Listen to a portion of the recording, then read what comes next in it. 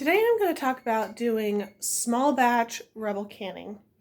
Sometimes you have a few extra ingredients, not enough for a full batch, and you just want to do what you can, but what if you only have 2 jars of sauce and you don't feel safe doing canning with such a small load? Because a small load can make temperature fluctuations a bit of a problem.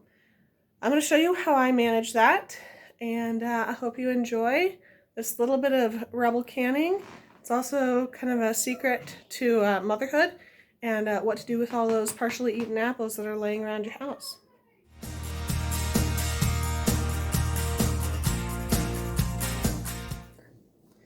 As you can see, I have toddlers in my house who like to take a couple bites of an apple and then discard it. So we're going to turn this into some applesauce and add it to the canning schedule.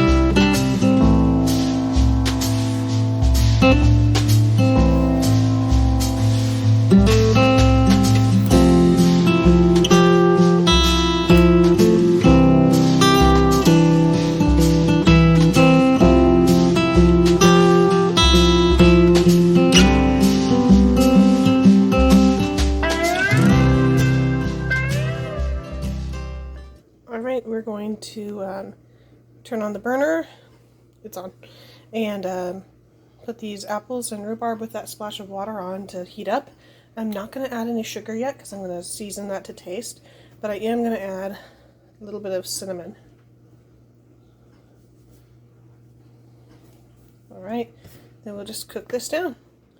So while the applesauce is cooking, I brought out some spaghetti sauce that I made just the other day and put it in the fridge. I had too many tomatoes, so I grabbed them all and cored them and did all my stuff.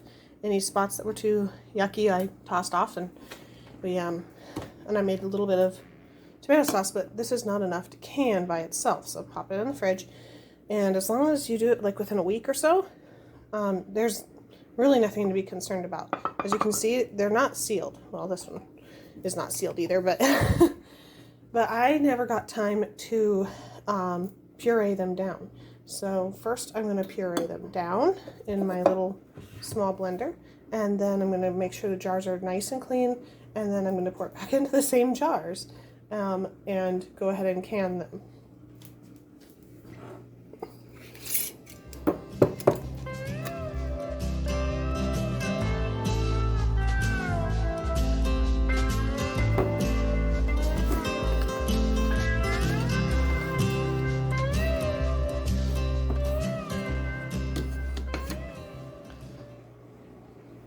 So I'm just going to get this jar clean.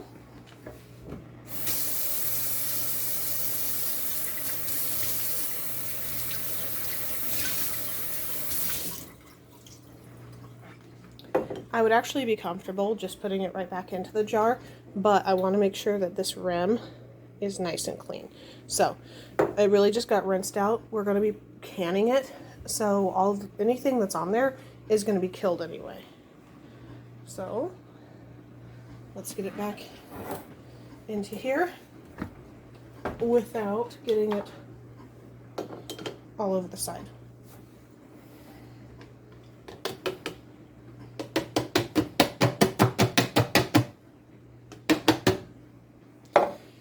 Now, you can see that the volume has reduced a little bit. I'm going to add just a tiny bit of water because it's okay for it to be thinner. That's totally fine.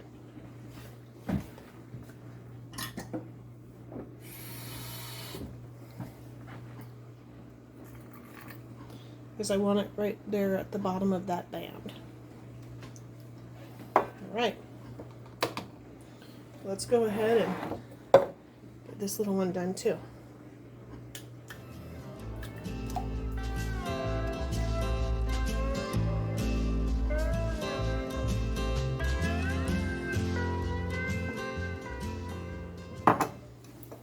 Now, another fun thing about doing smaller batches, like if I wanted to make this one a spicier one, which I think I might do, I'm going to get a little bit of pepper and put it in there.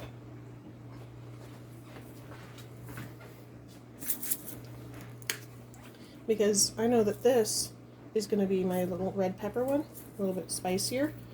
Might be good as pizza sauce or something. Right, we're going to go ahead and puree that on up.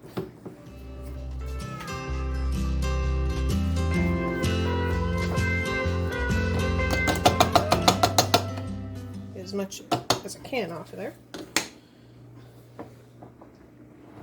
And then, see how it's kind of messy? I'm going to go ahead and rinse that off.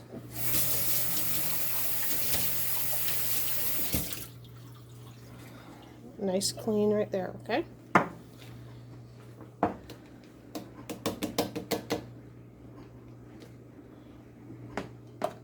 Make sure it tried to come up.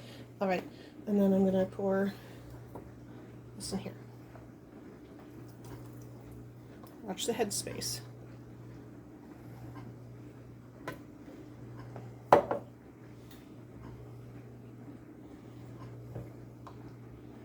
Let's check that headspace, make sure that it has plenty of room. That's pretty good. Okay. Now I checked these lids before I had even put them in the refrigerator, but I'm still going to check them again for your benefit. So let's see if I can get you the best lighting. If I can zoom or focus or whatever. Okay, we want to make sure that there's no nicks, cuts, or anything, and I see a little shiny bit right there, and I don't want that on my tomato sauce, so let's get a new one. Let's check this one.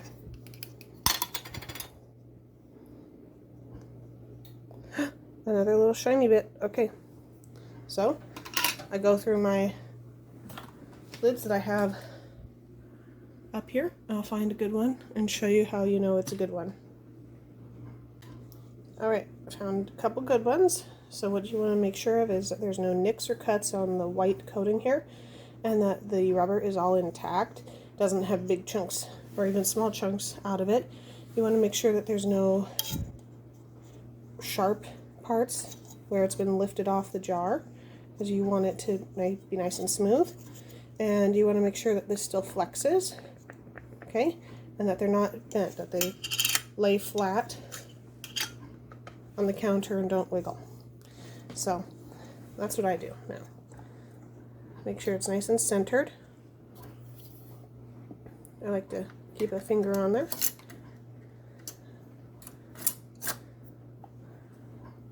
Like that. And then this guy, nice and clean, nice and centered.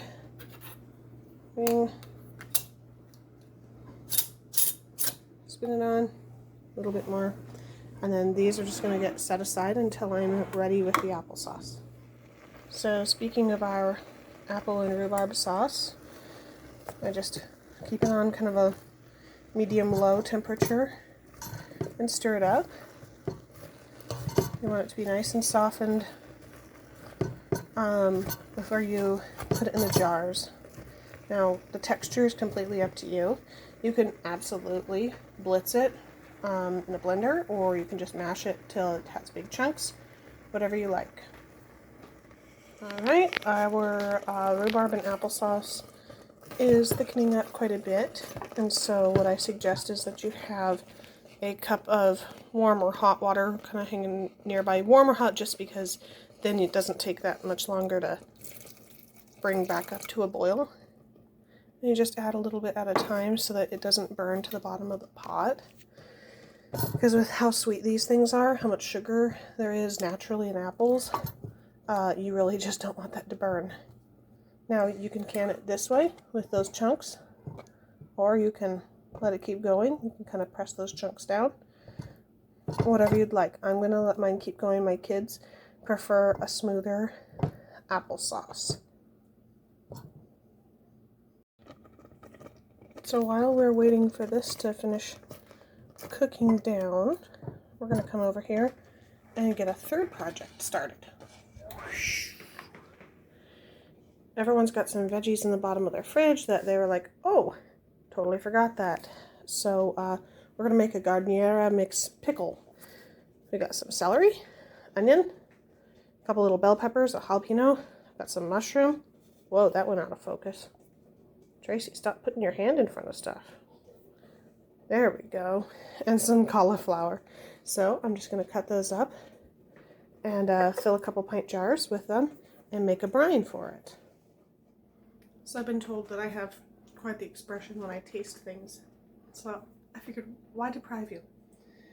I'm going to taste the apple rhubarb sauce. Choking on my own words. Without any added sugar first. Because I want to know about how much to add, so. But it's nice and pureed. Yeah.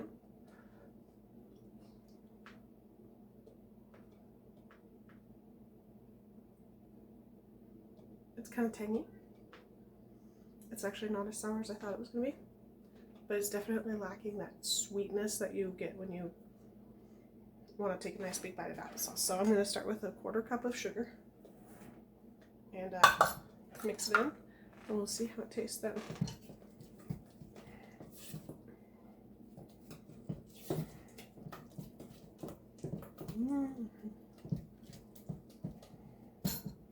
Okay, that's probably mixed in enough. I always burn my mouth when I taste things that are hot too, because I'm not patient and I don't blow on it long enough. Perfect. That's all I needed. Alright, so now I'm going to get some jars ready and start scooping it in.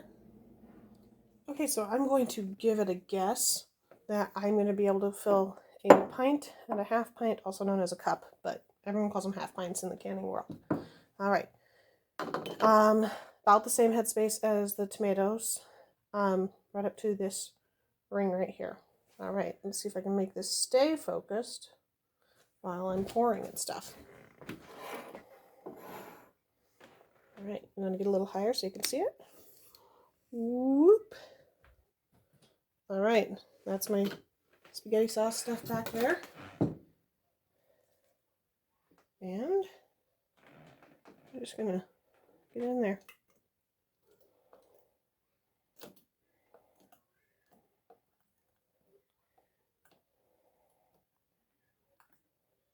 Getting pretty close there. Gotta make sure not to go over too much.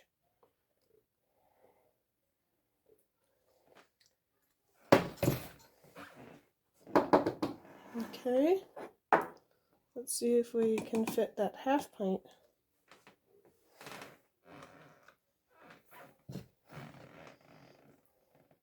Whatever's left is the cook's portion. This is how moms eat. We just eat whatever's left.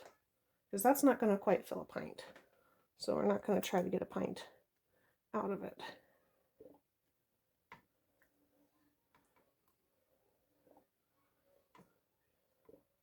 Alright, that's the cook's portion.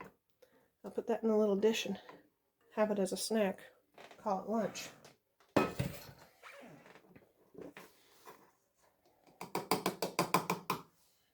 Alright, same thing as earlier. I'm going to find a couple lids that are good and get them on. Make sure the tops are nice and clean. They are.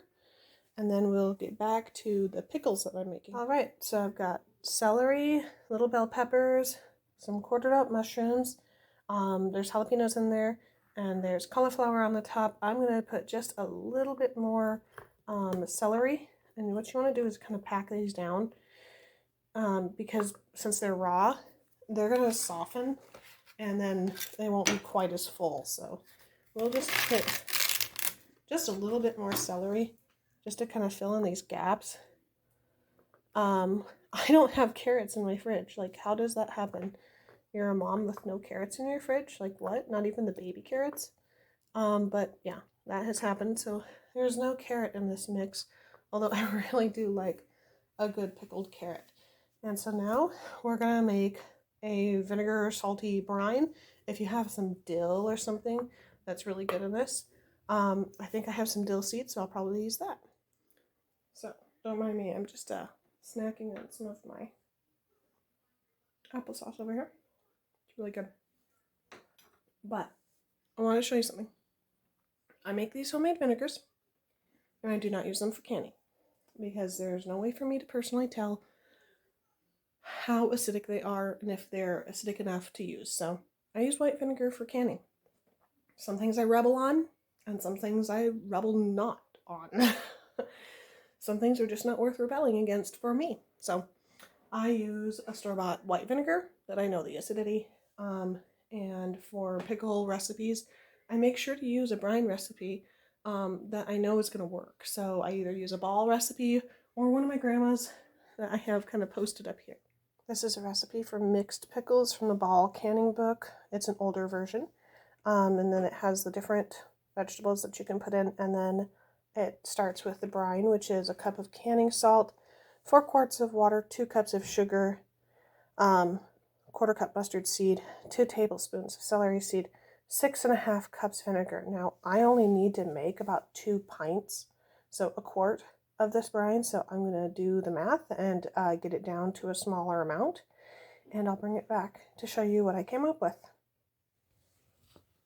So some of the math was a little bit fiddly up here, but we've got it down to making a smaller amount. Okay, it's going to make not quite 2 pints, and that's perfect because with the veggies in there, I don't need 2 full pints anyway. So 1/8 cup of canning salt. It needs to be canning or pickling.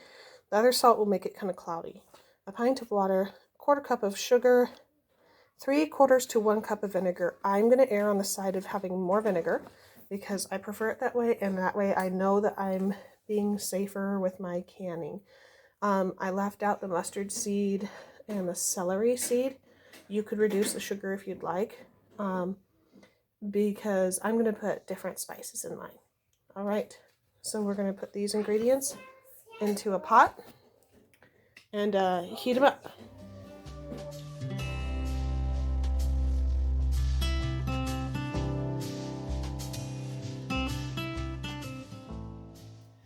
Now for my camera position, it's easier for me to show you down here. This is a very large pot.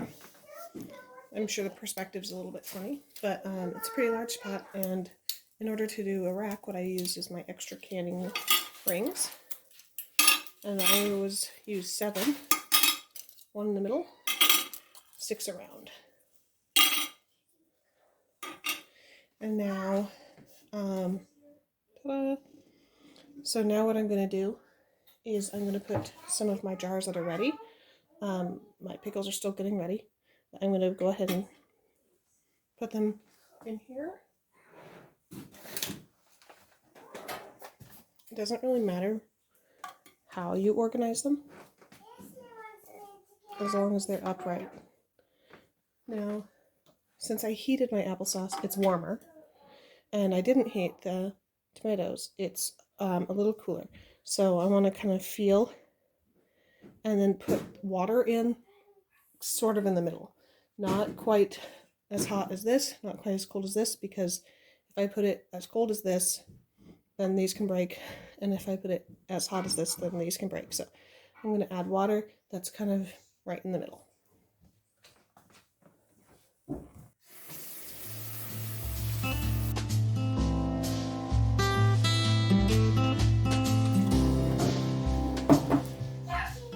Alright, so the water's just barely to the top of these because when I put the other 2 pint jars, it's going to raise the water level.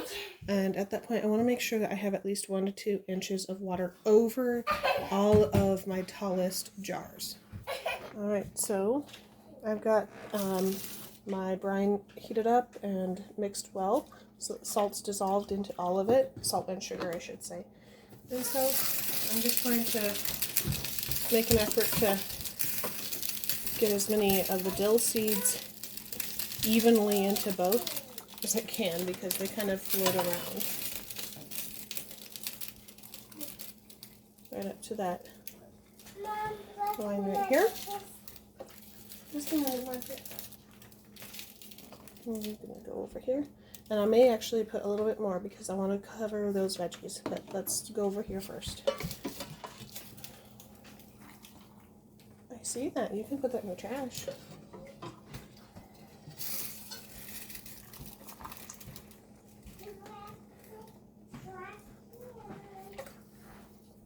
Alright, let's see. Is that the top of my veggies?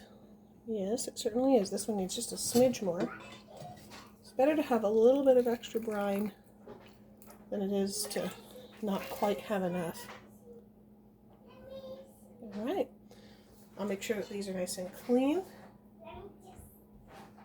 Oh, I've discovered something. This is very important. This jar has gotten a nick in it as I ran my finger along, and that's one of the reasons why it's very important to feel. So this is going to have to be transferred to a different jar. So that nick will make it so that we cannot use this for canning. It's going to be too hard to see on the camera, but we're going to just transfer that. Okay, I've got my pickles all ready. So we're going to set them in here. You see it raises the water level. Let's see if it raises it enough. 1 knuckle is about 1 inch, and that should be enough. But just to be absolutely certain, I'm going to put just a little bit more water, just so I'm nice and sure. Nothing wrong with being a little extra sure.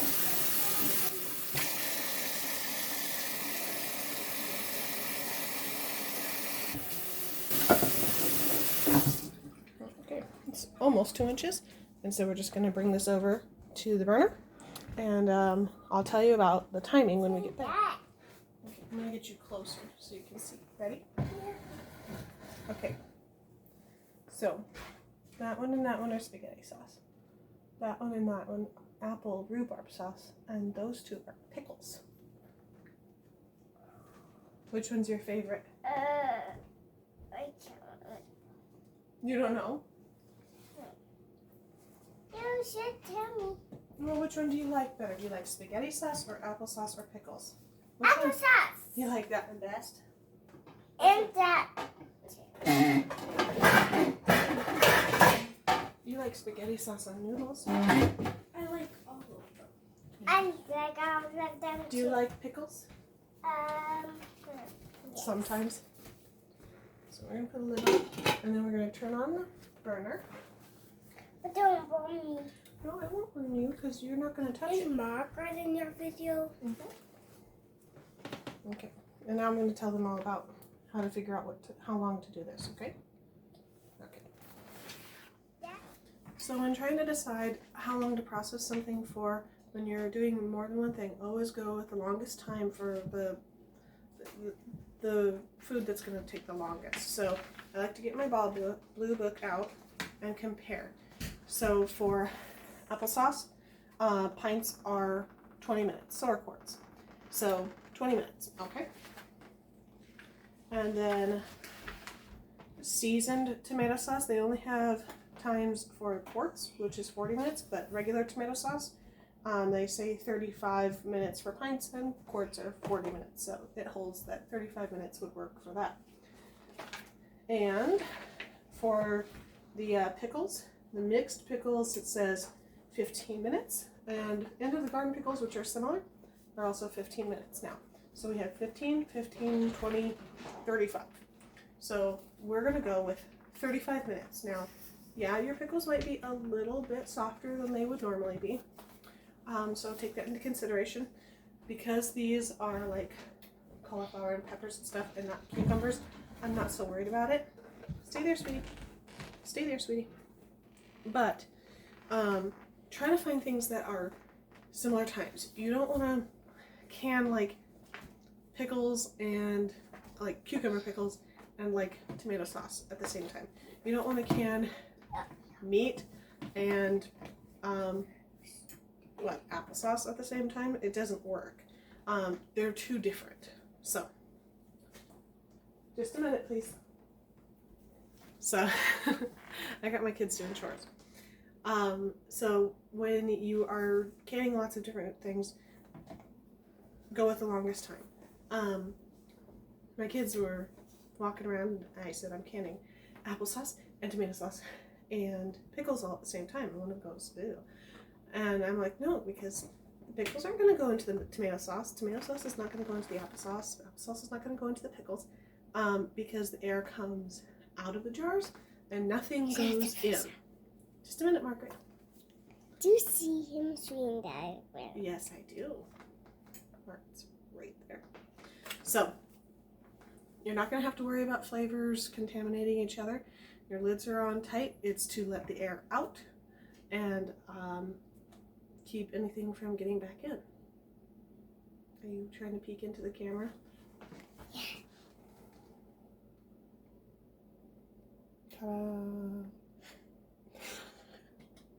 Okay. Next.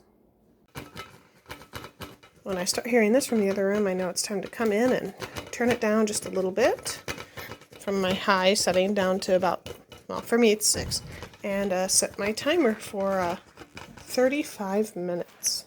So I'm going to go ahead and do that. Timer, do. And then when that goes off, I can turn this off.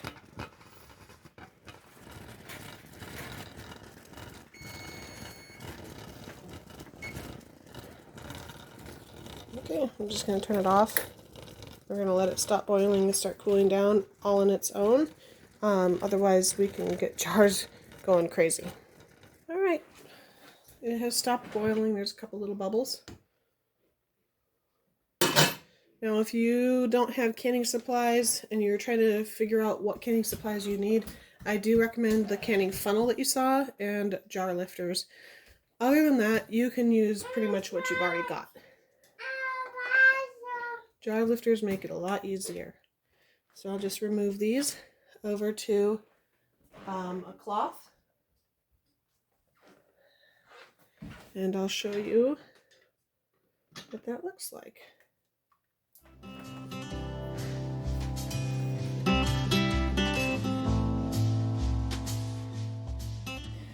So sometimes I go ahead and lay a little towel over these. I'm not too worried about that because my room temperature is not too cold. So they're going to continue to bubble and boil, and then they're going to start going ping, ping, ping to seal. So you guys can just chill and wait for the pings. I used it earlier.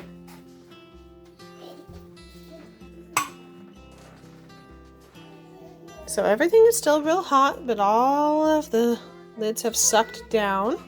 I'm going to leave them here. And tomorrow, I can put them on the shelves and take the rings off. If they're sticky on the outside, you can rinse them off. But that's my batch done. Sorry about all the noisy stuff in the back. So there you have it. We got some apples and some tomatoes and some veggies that were at the bottom of our fridge all used up.